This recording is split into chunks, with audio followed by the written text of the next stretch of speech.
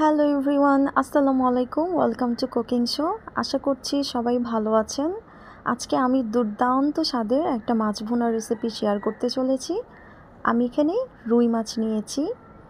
আমি কিভাবে ভুনা করছি একটু লক্ষ্য করুন। মাছগুলোকে আমি ধুয়ে লবণ এবং হলুদ মরিচে মেখে প্রথমে তেলের মধ্যে ফ্রাই করে নিচ্ছি। ঠিক আছে, এক পাশ ভাজা হয়ে গেলে অপর পাশ আমি ভেজে নিচ্ছি। মাছগুলো ভাজা হয়ে গেলে তুলে নিচ্ছি। এরপরে প্যানে দিয়ে দিচ্ছি পরিমাণ মতো পেঁয়াজ। খুব বেশি পেঁয়াজ কিন্তু দিইনি, বড় সাইজের একটা পেঁয়াজ দিয়েছি। পেঁয়াজটাকে 2 মিনিট ভেজে নেওয়ার পরে আমি অ্যাড করছি আদা বাটা হাফ চা চামচ, রসুন বাটাও দিয়েছি হাফ চা চামচ। একটু ভেজে নিচ্ছি। মরিচ গুঁড়ো দিচ্ছি 1.5 চা চামচ, হলুদ গুঁড়ো হাফ চা চামচের বেশি, ভাজা জিরে গুঁড়ো হাফ চা চামচ, ধনে গুঁড়ো হাফ চা চামচ দিয়েছি।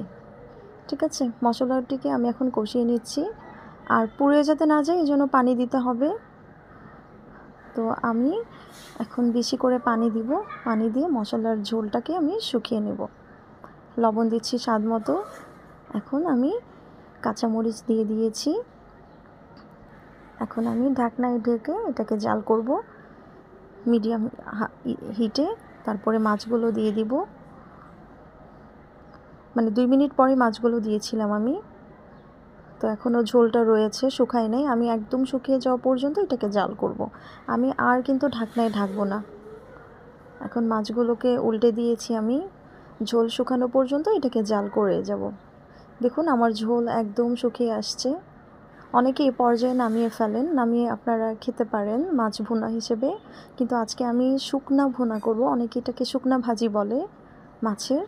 তো একেবারেই ঝোল থাকবে না, আমি সেরকম করব, দো পেঁয়াজের স্টাইল করব আজকে। তো দেখুন একদমই কোনো ঝোল নেই, শুধু পেঁয়াজগুলো লেগে আছে তেলের মধ্যে। তো এভাবে রাখলে কি হয়, আস্তে আস্তে কালারটাও চেঞ্জ হয়ে আসে আর মাছটাও অনেক টেস্টি হয়। তো আমার রুই মাছ রান্না কমপ্লিট হয়ে গেছে। এ পর্যায়ে আমি এটাকে সার্ভ করব।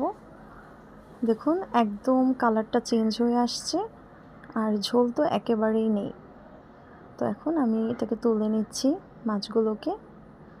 তো যারা এভাবে দো পেঁয়াজা মাছ খেতে পছন্দ করেন কিংবা শুকনা ভাজি যেটাই বলেন না কেন, তারা ঠিক এই প্রসেসে রান্নাটা করে নেবেন। আশা করছি আপনাদের ভালো লাগবে আর খেতে ভীষণ মজা হয়েছিল ভিউয়ার্স।